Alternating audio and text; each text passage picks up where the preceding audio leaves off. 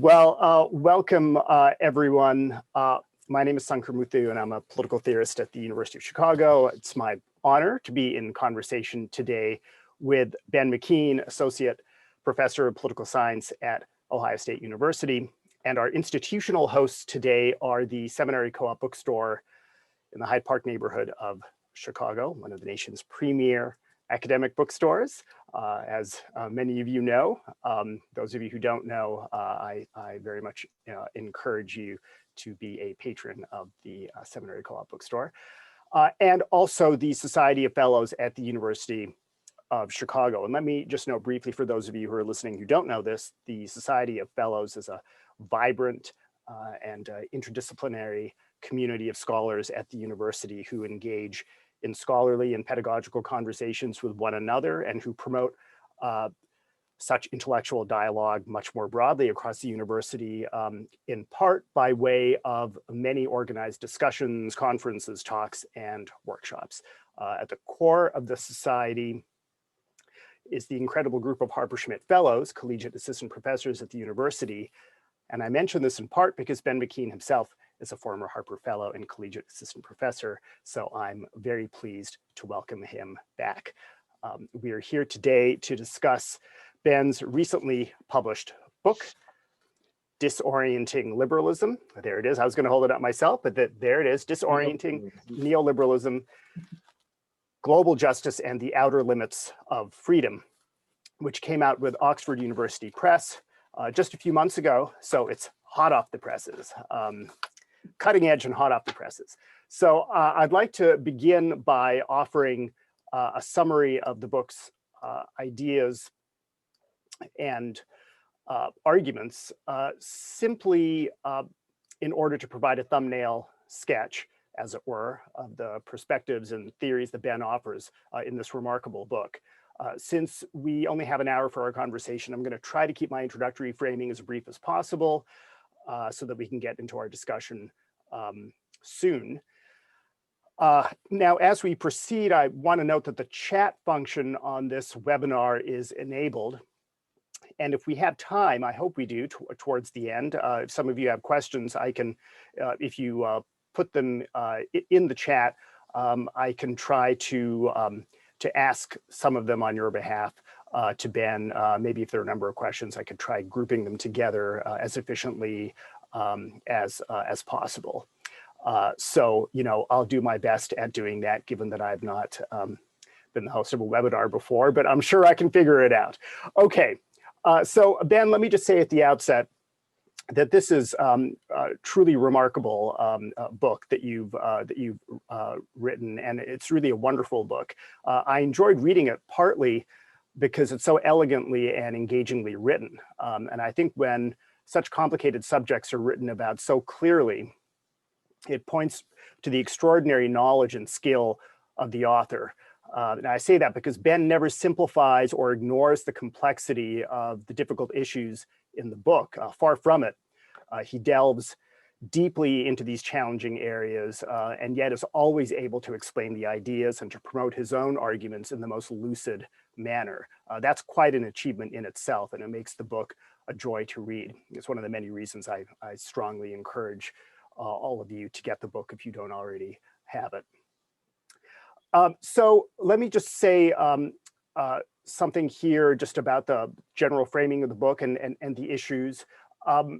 Ben begins his book by noting some of the grim details of the fire at Tazreen Fashion's garment factory in Bangladesh, and just a few months later and a few miles away, the collapse of Rana Plaza, a building that had numerous garment factories in it. These are not simply tragedies, Ben notes, but are injustices. And this has been widely noted and argued, but it leads Ben to ask a question expressed in the personal first-person mode. And I think it's important that Ben begins this way. It's an important framing that I think structures quite a lot of his argumentation in the book. So it's crucial to note that he begins in this manner. So here I'm just quoting Ben. I want to do my part to stop this injustice, but what can I do?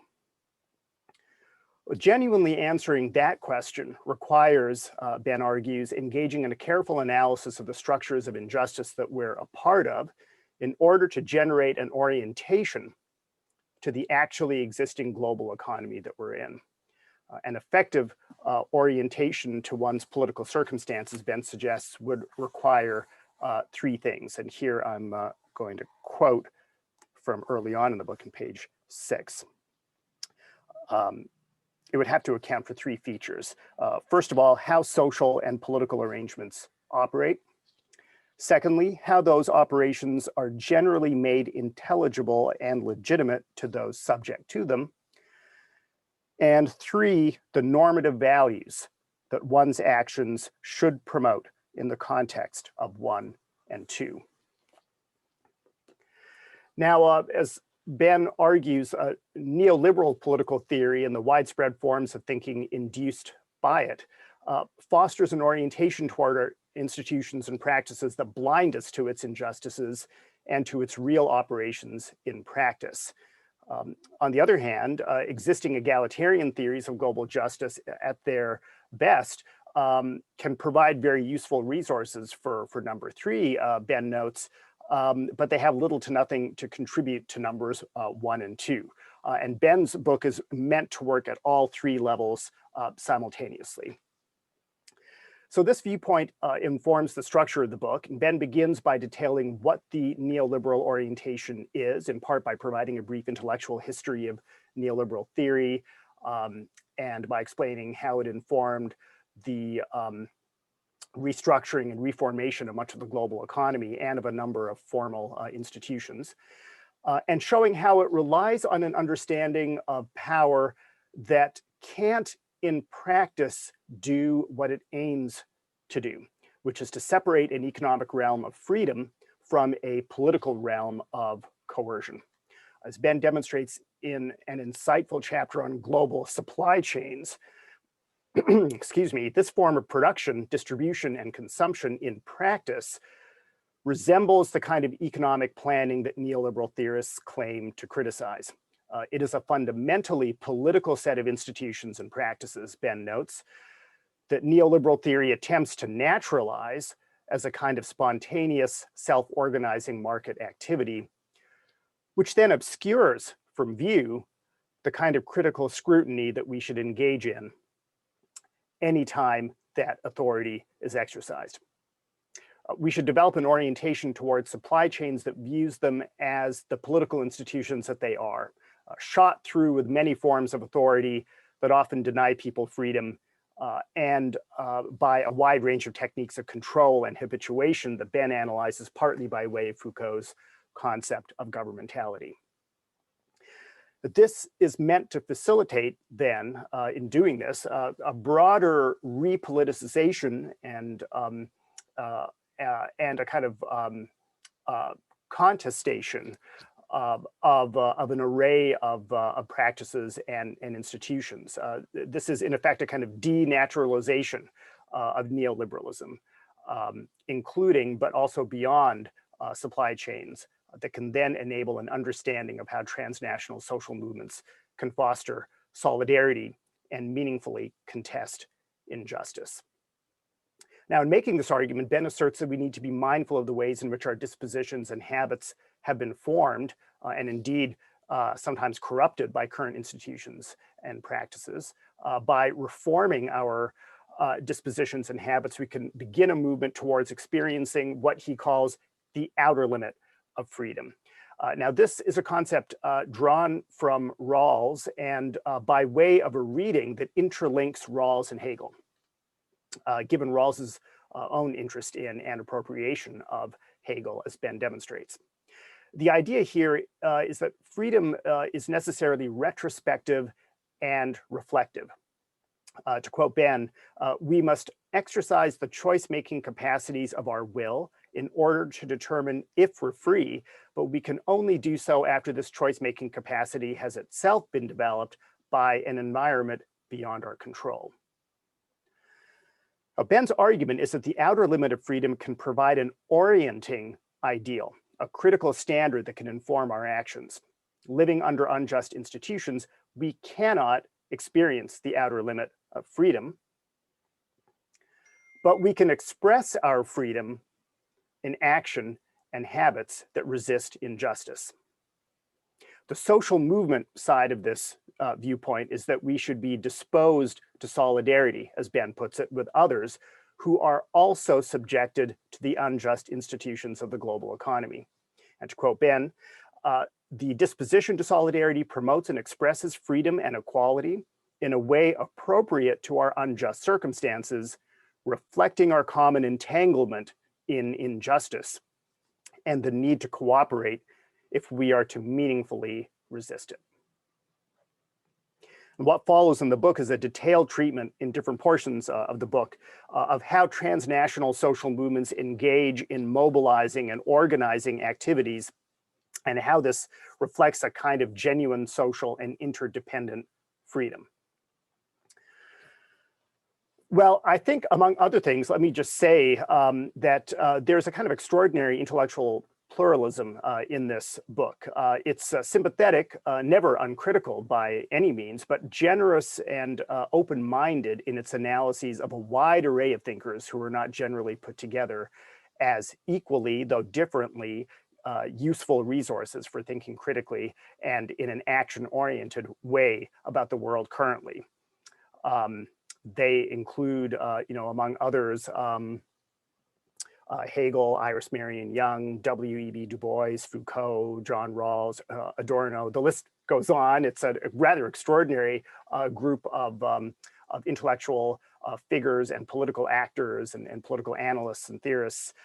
And I think Ben's pluralistic intellectual temperament serves him very well in this book, that I don't think could have been researched and written without that kind of empathetic disposition.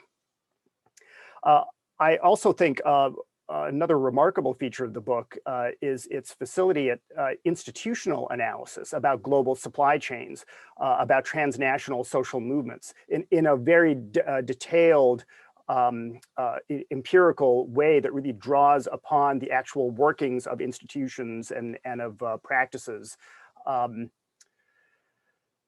And also at the same time, theoretical analysis, conceptual analysis, and also fine-grained interpretive analysis of Hegel and Rawls and so on.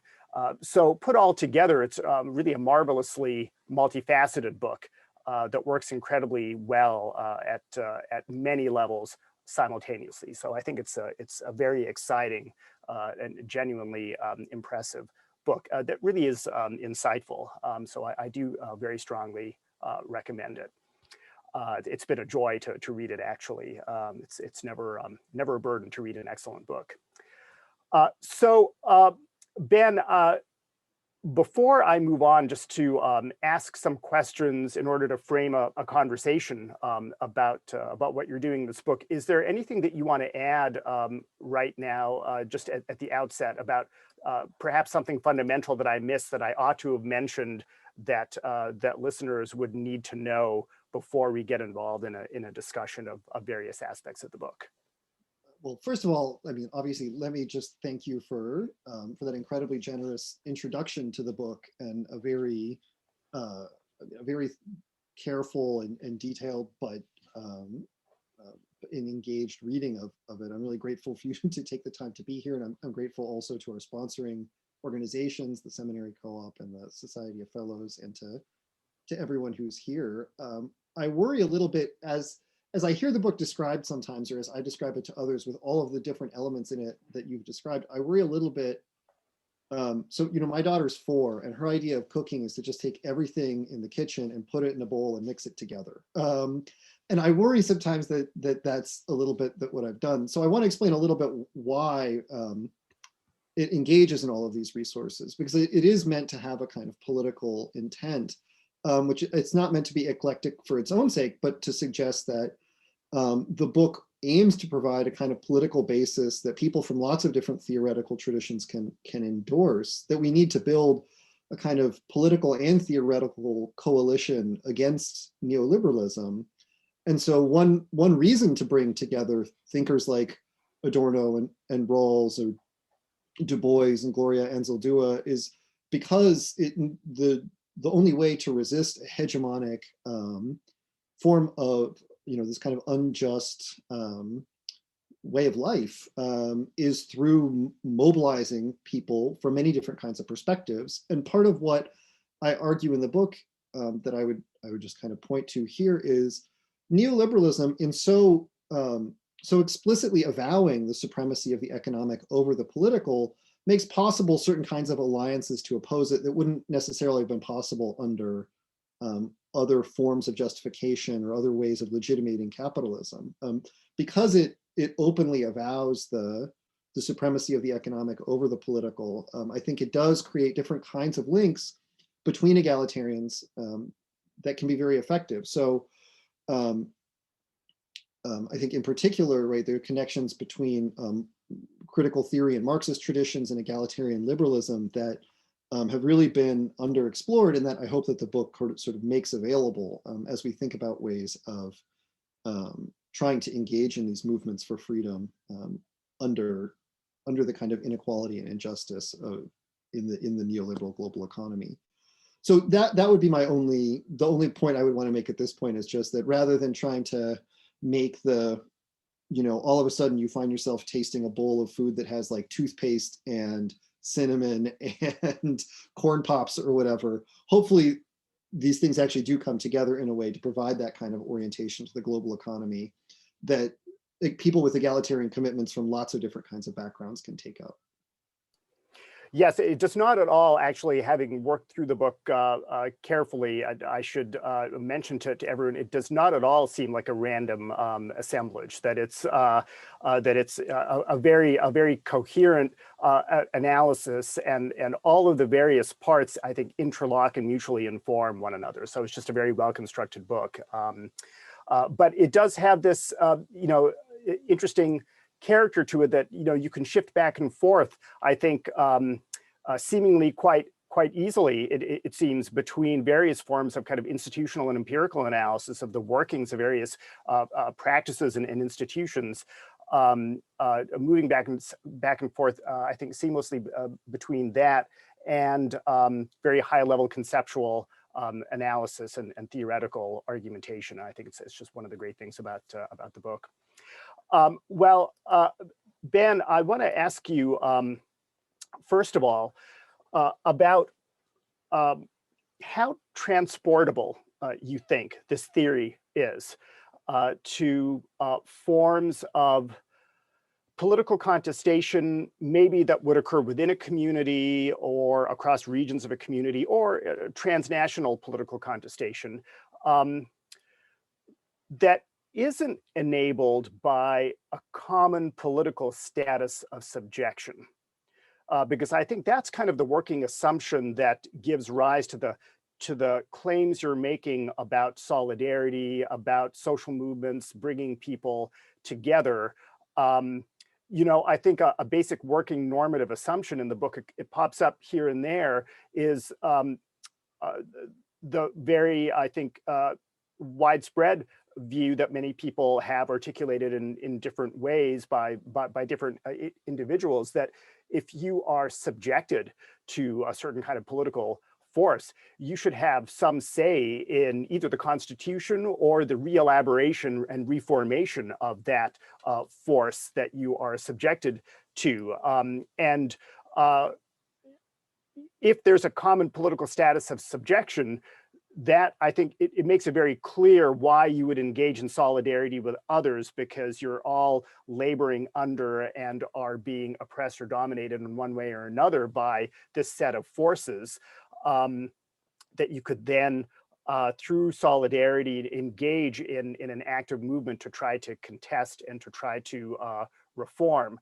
And I think the global supply chain example, which opens the book and grounds the book in certain ways. And there's a marvelous chapter on just the actual practice and the mechanics of the global supply chain and how it works, that is really very illuminating and I think really insightful. That's a kind of a tour de force chapter just in its own right, I think. In a way, it's the perfect example that interconnects all these moving parts.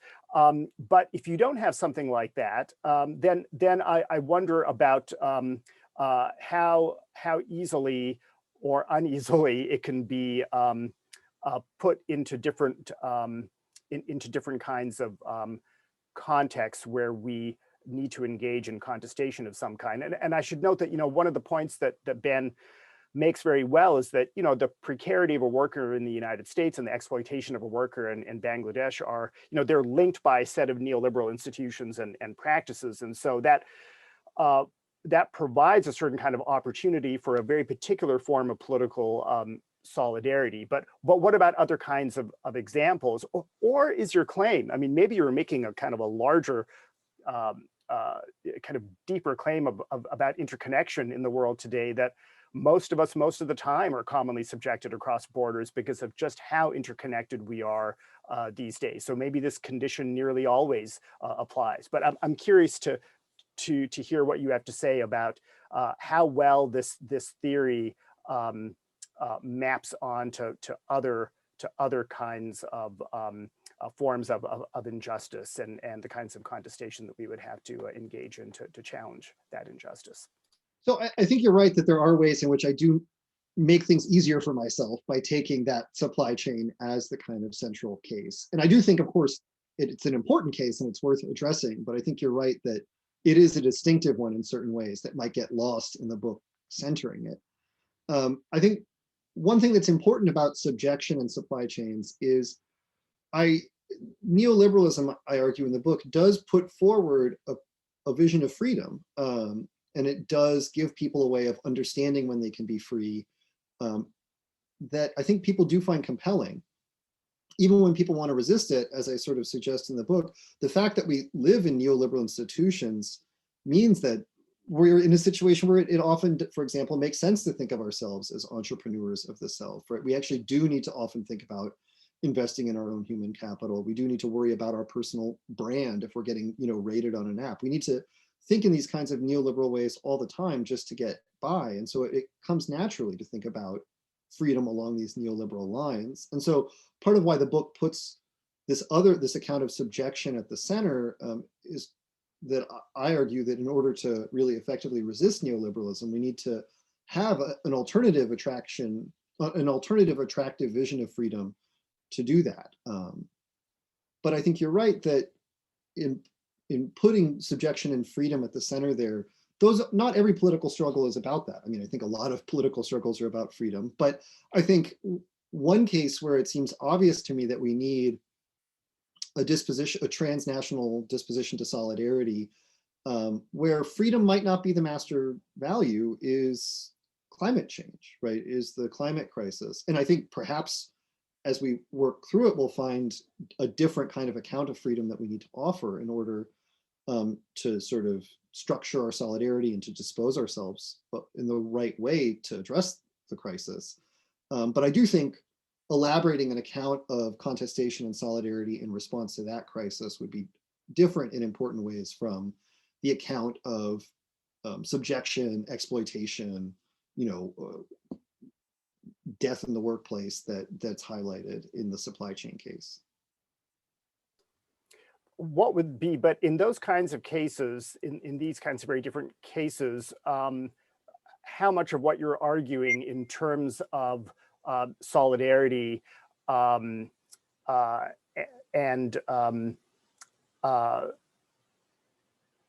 the arguments that you make by way of thinking about the outer limit of freedom, I mean, how much of that do you think would hold?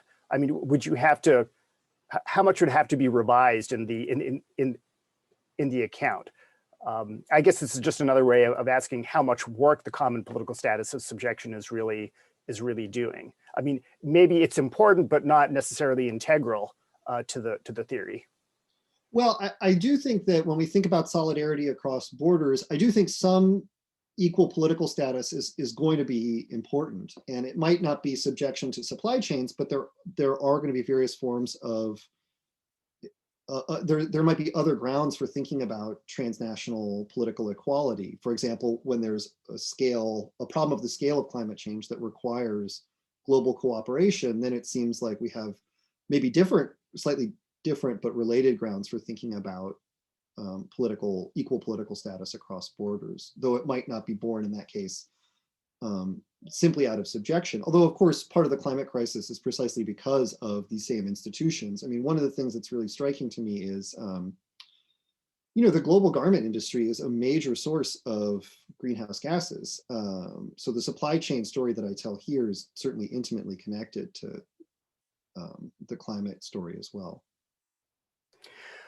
Great. Okay. Well, I'm wondering now if maybe we can shift grounds a little bit towards some of the kinds of arguments about what we owe to distant others, seemingly distant others, and that you deal with in the book that I didn't summarize, the more critical portions of the book. And if you could say something here about the kind of humanitarian obligations that we might owe to others, there's a very critical account about the various ways in which this can be could essentially constitute a kind of benevolent paternalism, perhaps, that it only really attends to suffering and not to the kinds of institutional or structural causes of it, and so forth. And yet, I think that there are still bound to be a variety of injustices where you could view people as victims of injustice and not just as people experiencing human suffering, where it might be more difficult to draw chains of connection, let's say, that would allow you to mobilize the same kind of solidaristic attachment that you're promoting in the book. And I'm wondering in those cases if the idea of humanitarian obligation can do important and critical work, or if you think that it's just fundamentally limited, even in those kinds of cases. So the last chapter of the book, the conclusion of the book, deals with some of these other orientations that are available to us that are distinct from neoliberalism, but are sort of linked in circuits with it in various ways. And so one is this humanitarian orientation that you've been describing, where we can see, in its most kind of clear form in something like effective altruism, but we also see reactionary orientations, right? Reactionary views, orientations to society that say, no, there should be winners and losers, where neoliberalism, at least ostensibly, says, we can all be winners in the long run from the market, even if you're a loser right now. A kind of Trumpist view is like, some people deserve to lose and I deserve to win. And I do think that that's distinct in some ways from a neoliberal orientation, even though part of what I want to argue is that these alternative orientations often end up reinforcing neoliberal policies and institutions. So part of the worry about humanitarian intervention, or not humanitarian intervention, but humanitarian concern, isn't just that, it could be a benevolent paternalism, but it also leads us to look at people and to care for them simply in virtue of their suffering, and often directs attention away from the causes of their suffering. And I think the effective altruist movement makes that abundantly clear in their celebration of inequality. Someone like Will McCaskill talks about how, it's awesome that Bill Gates is so rich because it means he can give his money, to buy malaria nets or whatever. And I think that that's just becomes a very stark illustration of what humanitarian concern de-linked from these other parts of what I think an effective orientation are, de-linked from a concern about what are the prevailing ways of legitimating the status quo? How does the status quo actually work? Without having a clear account of those, something like humanitarian sympathy is just going to end up adopting prevailing accounts of those things, which are going to mean adopting elements of the neoliberal orientation. And I think that's often what we see in those kinds of cases. So in the book, I also argue that there are ways in which this claim of humanitarianism also serves, in particular, to reinforce the neoliberal depoliticization of the economy, right? By just sort of saying, like, well, the reason we care about these people isn't anything to do with the arrangements. The arrangements are what they are. What we really care about is the person. And none of this is meant as a sort of critique of humanitarian sympathy per se, but it is, as you suggested, to point out the limits of that as a mode of political engagement. And so I do think that in a lot of cases, solidarity is going to be important. I mean, of course, none of this is to rule out like sending money to help people in need or anything like that, but it is to say people are always going to be in need if what we're concerned about is injustice, then I think solidarity is the appropriate disposition. Ben, I want to ask you about, and maybe there are some connections here, but with another mode of critical analysis that has come into view recently that you describe as the kind of political sovereignty view in the book. And you know, essentially the view that, well, let's get our own house in order, as it were, you know, try to achieve some kind of collective freedom within our own society, in part by cutting and lessening as many transnational connections as one reasonably can. And I think the right-wing forms of this are often so hideously bound up with often explicit xenophobia and racism that perhaps they're less interesting from the standpoint of theoretical analysis in a book like yours. And so, you know, you focus on the left-wing versions of these kinds of arguments that, at least on their surface, seem to be making a credible case for freedom and equality. So the arguments in support of Lexit, for instance, the kind of left-wing defenses of Brexit and so forth. I'm wondering along these lines how much of your criticism of this is rooted in the presumption that transnational connections really are not going anywhere, empirically speaking, but you know, but also in addition that they're valuable and important, particularly if they're restructured and properly politicized. So I'm curious, in other words, about whether there's a kind of cosmopolitan orientation in a fairly generic sense of the term, not as a kind of humanitarian or charitable ideal, but as a political commitment to the idea that we really are equally citizens of the world, in addition to being members of distinct societies, citizens of the world, that is, who owe one another genuine political solidarity. I think part of why I don't identify in the book as it being offering a kind of cosmopolitan perspective is I do think that it's not, as you pointed out, sort of merely, so supply chains now constitute something like 80% of the global international trade. And so I do think empirically they're not going anywhere, but it's so much deeper than that in the sense that, you know, national boundaries are themselves bound up with histories of, you know, genocide, colonialism, imperialism, and almost all of these, you know, almost all of these efforts to achieve what is, you know, what in some of these cases you might call Rawlsianism in one country is bound up with denying the kind of history of those borders and denying the historic connections, responsibilities and obligations that have arisen from historic injustice. And so I think that it's not merely, as it were, a contingent fact about the global economy that it's not going anywhere, and so we better work together to fix it. But you know, we've had a global economy for centuries, and the idea that all of a sudden we could have justice in one country, especially in a country that has been responsible for so much global injustice itself, strikes me as a very fraught path to go down. And so part of what I point out in the book is, you know, on a lot of these questions, you do find neoliberals on both sides, right? You find neoliberals on both sides of Brexit. Some of them see something like Brexit as being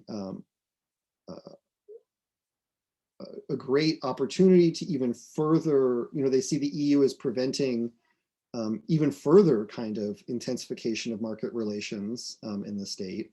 Others see the EU as being a safeguard against social democratic efforts within the state. And so taking a position for or against that kind of thing just doesn't end up being a meaningful form of resistance to neoliberalism, when part of what's at stake here is understanding what is the role of the government in neoliberalism? What is the role of the state in creating and sustaining neoliberal inequalities? And a lot of these arguments for this kind of sort of Rawlsianism in one country, or a lot of arguments for social democracy in one country, end up endorsing these views of sovereignty that, as I argue in the book, aren't actually very progressive views of sovereignty. They're all often have resonances with Weberian conceptions of the state as this kind of omnicompetent, creature, and they end up ultimately in practice, as they circulate, I argue that they just reinforce some of these neoliberal views, because neoliberals can take advantage of sovereignty also. And so part of the worry about trying to put all of our eggs in this one basket of promoting popular sovereignty in one country without any concern for these international relations is, it includes all of these other relationships that will persist, but also even domestically, it's not clear that it's going to succeed, given the ways that those claims can also be made equally on behalf of a lot of these neoliberal policies. Ben, I'm now want to ask, partly because of people in attendance. I think there are a number of people here who are very well familiar with Iris Marion Young's work, and I found one fascinating aspect of your book, the various ways, and you're engaged in a lot of very interesting reflection about this yourself in the book, but I'm wondering if you can talk a little bit about the various ways in which your account is similar to and partly indebted to some of Iris Marion Young's work on similar matters. But at the same time, how there are various aspects of her work on structural justice and the social connection model of responsibility that you are critical of, that you think in a way they don't quite cohere. And if you could speak about that a little bit, it'll be, I think, probably interesting to many of us here, because when I started reading the book, I should note that, I teach the essays on structural injustice and the social connection model in an introduction to political theory class, and I think many people teach those essays or essays similar to them that Iris Young had published in various places in different books or an article form. And at first, in reading through your book, I kind of thought, it seems like maybe you might be going towards a kind of social connection view, and of course there's some overlap there, but you're at the same time, I think, critical of certain aspects of politically what the consequences would be if we go or if we solely think about our connections to others in that way. And so I'm curious to hear you speak about this.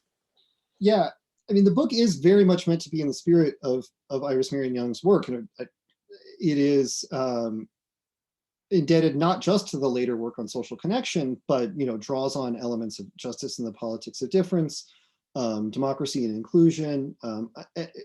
I think that the book is very much in her spirit in the way that it draws elements from egalitarian liberalism and critical theory while trying to show the kind of insufficiency of them. And in particular, I find, and for that reason, I think we end up in similar places also in thinking about social movements as political actors, and being, although I think talked about a lot, really still, I think, under theorized, at least within political theory. But it feels churlish to criticize the social connection model work simply because she'd never had the opportunity to finish it. But I do think that her approach, and we're also drawing on the same experiences. I mean, she's explicit in many of these articles. She was inspired by the activism of students against sweatshops and the anti-corporate globalization movement in the late 1990s and early 2000s. And those are movements I participated in, and I very much think of the book as partly an attempt to understand those experiences. But I do think when it comes to the specifics of her way of approaching these sweatshop issues, I don't think that she quite gets them right, in part because her vision of political responsibility is disconnected from interest. And the argument that I want to make about solidarity is that solidarity has a connection to self-interest. It has a connection to our interest. And so in that sense, it's, she has an analysis of why people don't like being blamed, but she doesn't really have an account of why people might want to take up responsibility. And part of what I want to do with the book is to suggest why you might want to struggle against injustice, why that can be a way of expressing your own freedom and a way of advancing your own interests. And I do think that that element is missing from her approach to the supply chain issue. Yeah, that's very helpful. Thank you. Yeah, so I mean, I guess along those lines, I'm now want to ask a slightly kind of larger question involving, just different ways of thinking about assemblages of texts and thinkers, and see what you have to say. It's not so much about any particular example I'm going to give. There's a kind of a larger reason why I'm asking this question, but I'm wondering if there were other constellations, let's say, of modern and contemporary writings that could generate something meaningfully and usefully similar to what you've provided. And so, I mean, we could just hypothetically come up with something, but I don't want this to be about the hypothetical list of people, because there are any number of lists that I could provide. But instead of Hegel, it's Rousseau. Instead of Du Bois, it's Frederick Douglass. And instead of Iris Young, it's Nancy Fraser. Instead of Rawls, it's some subset of contemporary radical Republicans, including some labor Republican theorists. And I'm just wondering, my speculation is that you, with your interests and motivations and intellectual temperament, perhaps could credibly derive a similar set of arguments from them, as you've done from your constellation of thinkers and texts in this book. Now, first of all, I wonder if you would agree with that, not the same, but similar, maybe broadly in the same universe, as it were, conceptually. And second, if there is something to that idea of at least overlap, then I'm curious about how you see your theory fitting within or across a broader set of discourses in modern and contemporary social and political thought. And I ask this because you yourself note in the book that, as you put it, a coalition of egalitarian views is both possible and necessary. And you argue at another point that your theory, as you put it, can be supported by the multiple political traditions that share an interest in resisting neoliberalism. So I know that's kind of a large question. You can come at it in any way you like, but it really is about whether there are a set of distinctive and useful viewpoints that cut across modern and contemporary thought that could be put together in different ways, with different thinkers and texts that would, each of which would provide something not dissimilar to what you're trying to do in this book. And if that's the case, what is the broader import of that for those of us who do work on contemporary political theory, the history of ideas, and who are trying to think about the interconnections between the two? Yeah, that's a great question. I think broadly, my answer would be yes, you certainly could. But I think that's partly because I don't know how, these traditions, at least the traditions that you named, really aren't all that different. I mean, if we're really talking about the difference between Hegel and Rousseau, it's not, I think there's very important differences, but when we're talking about, there are obviously parts of the same tradition, and you can find moments in these thinkers that are echoed in others, and you can pull those out. I think the more challenging question is thinking about it maybe from the perspective of comparative political theory, right? Because part of the argument of the book is to say, we need to be in solidarity with the people who are quite different from us, and who are going to be drawing on quite different intellectual resources to orient themselves to the world. And I think that thinking about not just differences within kind of like the stuff we teach in political theory classes in the US and Canada, but thinking more broadly about how you can be in solidarity with people with profoundly different orientations, I think does pose, I think, some bigger challenges. So I do think that there are reasons for the figures that I've selected. I mean, in a certain sense, they're representative, right? It's partly just an effort to suggest that there are important ways where Marxist and liberal actors can cooperate against neoliberalism. And so there's lots of different thinkers you can have stand in for there. I mean, part of why I think it makes sense to choose someone like Rawls in this context is simply that he is in his own little fiefdom hegemonic. And so, you know, I mean, part of what I do in the book is, I mean, even Ted Cruz in op-eds is trying to argue that his, this was in response to Romney losing to Obama's reelection campaign. Cruz is writing, we should apply the difference principle, and if we do, we'll find that it leads to his policies and not mine. And that's partly meant to be critical of the way Rawls deploys his own concepts, but I think it's also suggestive of the broad currency that something like that has, and that there could be some way in which it's worth drawing on. But I think broadly, the hope of the book is the book helps orient people to the global economy, but it couldn't possibly be the case that being effectively oriented to the global economy requires reading my book, as much as maybe I would like that to be the case for book sales. And so, I think there's lots of ways of getting to an effective way of looking at the world, and it wouldn't be surprising if people could draw on different resources to do that.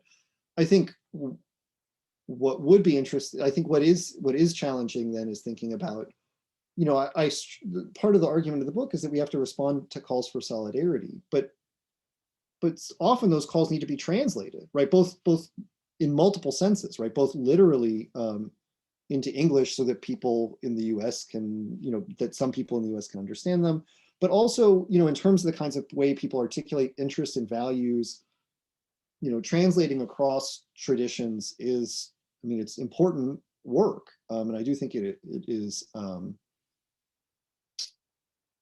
and so I think that would be where the rubber hits the road in terms of your question, is thinking about, how can this work of translation be accomplished, and across how much difference can it be accomplished effectively? Great, thanks, thanks, Ben. I have, let's see, we're at, it's 6:48 right now, and perhaps we can turn to anyone asking a question using the chat function. If anyone has a comment here, let me just, it's going to take me some time to figure this out. I've now figured it out. Okay, so all right. Manu Samnotra has asked,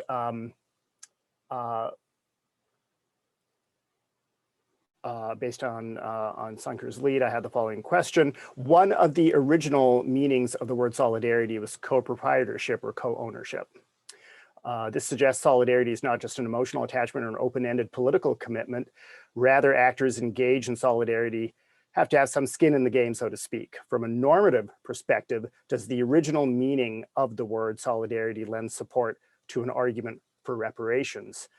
What are your views on this political project? Thanks, that's a terrific question. And I completely agree that solidarity does require having skin in the game. And part of the argument of the book is thinking about, many people benefit from the global economy as it's currently constituted, right? Consumers in the developed world in many respects benefit from these supply chains, at the same time that I also want to argue that they're in important respects constrained by them.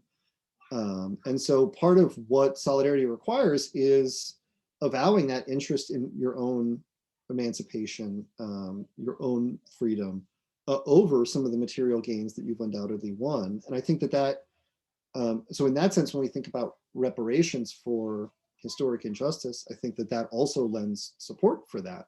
So part of the book, an important part of the book is about taking these sort of ideals of freedom in the Hegelian tradition and thinking about how they can be expressed in circumstances of injustice. And the key figure that I use, as Sankar has mentioned, for that is Du Bois, to think about how in his account of freedom in The Souls of Black Folk, he's able to articulate ways of experiencing freedom amid injustice and in resisting injustice.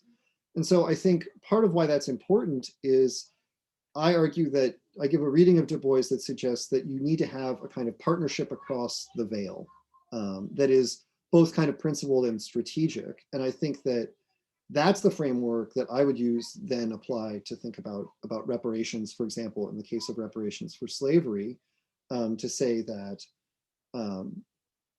that, as you're sort of suggesting in the question, that partnership does require, there can obviously, in my mind, be cases where true partnership requires reparations for past injustice, precisely in no small part because those injustices contribute and are sustained and reproduce inequalities in the present as well.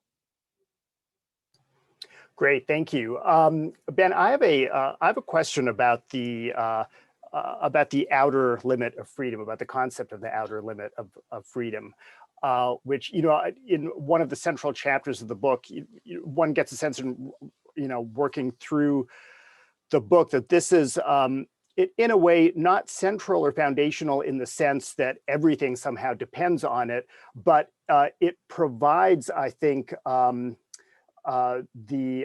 number of strands that help interconnect a lot of what's going on in the various chapters. And the chapters themselves are so diverse in terms of what you're dealing with, in terms of the thinkers, the practices, and the institutions, that the book, I think, has the coherence that it does, partly because of this very rich concept that you've analyzed and I think have helped to theoretically resuscitate and put into practice.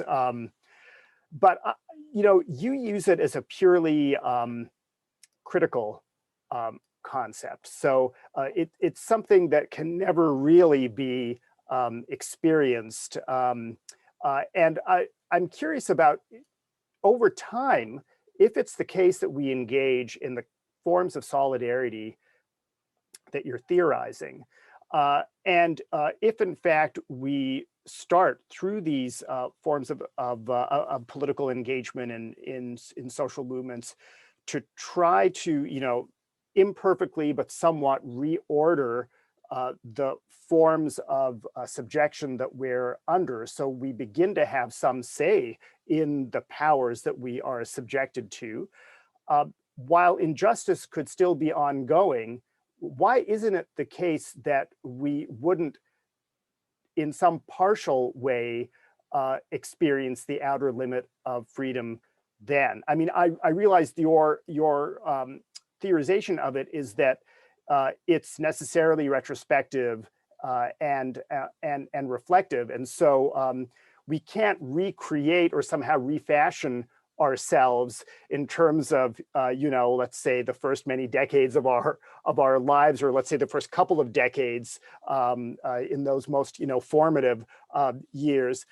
But there's still, I would think, enough opportunities to remake ourselves in light of remaking the various forces that we're subjected to, that we could perhaps begin to actually experience the outer edges, perhaps, of the outer limit of freedom, if you get my meaning. But that's never really broached in the book, and it wasn't clear to me why you didn't make that kind of claim.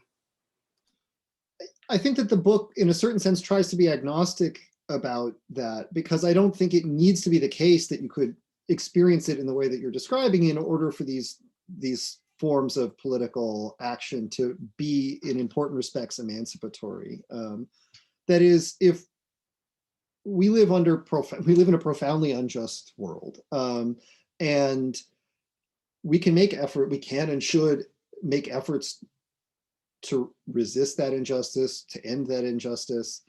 And in doing that, we can express the sort of freedom that people like us are capable of. But we are habituated to injustice in all kinds of ways that we're blind to. And so we will persistently be living sort of out of accord with our own principled convictions in a world of injustice. And so I think that, given that, resisting injustice can be an expression of our freedom in an important way.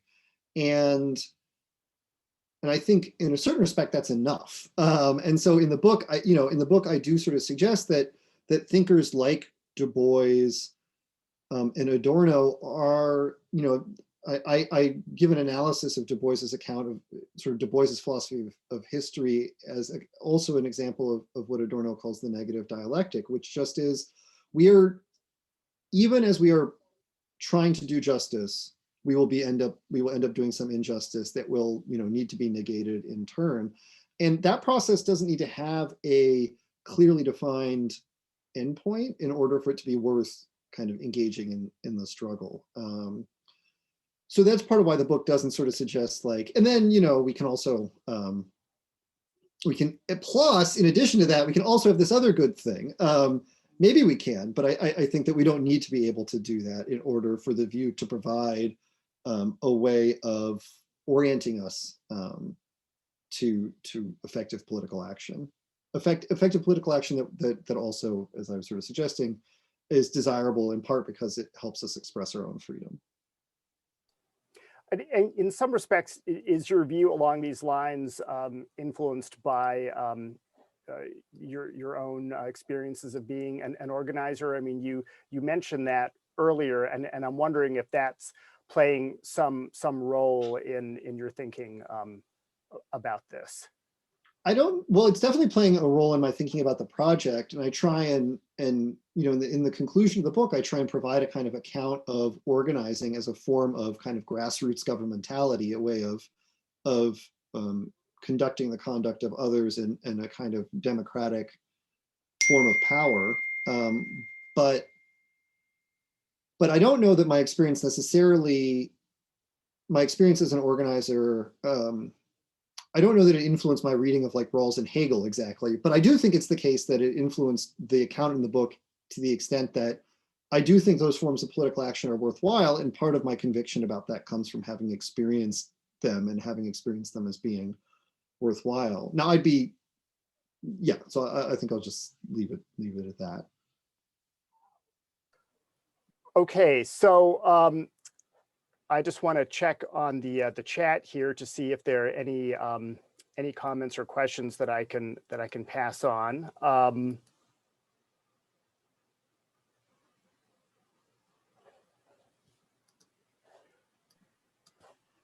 Don't be shy.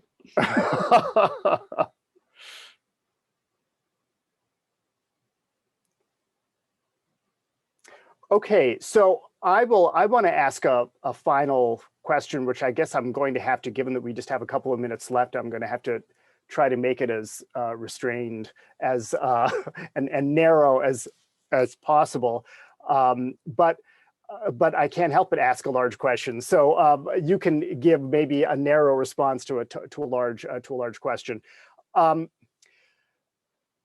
One thing that wasn't clear to me in the book is what the relationship is between modes of solidarity and the forms of freedom that we can experience through traditionally political means of organizing for voting rights, in participating in political discussions like town halls or the equivalent thereof in different contexts, and the form of political solidarity that you're talking about. Because very often I think in the book you want to make the claim that this is a distinctive kind of solidarism, and there's a distinctive kind of freedom that is experienced as a result, and it can't really be captured by traditional models of political engagement. And yet I wonder if there aren't some interconnections, or if one doesn't perhaps enhance the other in some way. That is a big question. Yeah, I think what I would say briefly is that the book doesn't intend to marginalize some of those forms of political engagement. I mean, I think it suggests in some of the particular cases ways where engaging in the politics of one's own nation state is going to be a part of resisting neoliberalism. So it doesn't mean to suggest that that's not a part of the vision of freedom that it engages with.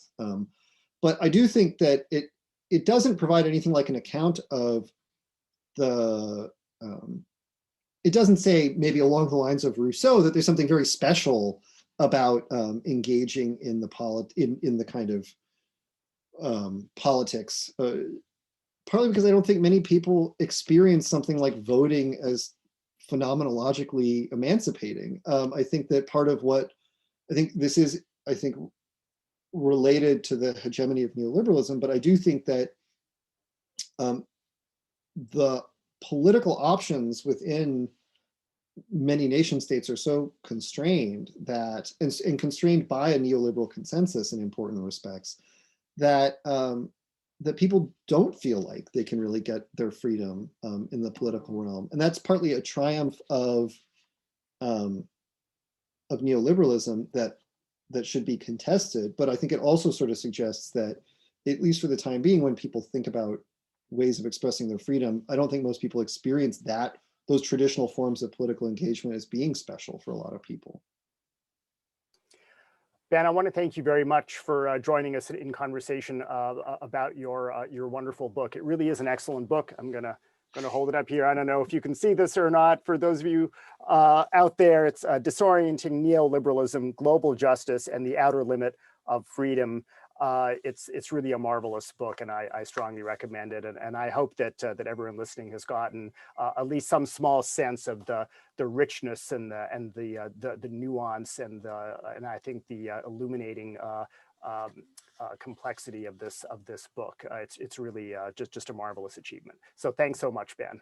Well, and thank you so much, Sankar. I really appreciate this, and I appreciate everyone for coming. So see you in the funny pages. All right, take care, Ben. Thanks again, everyone.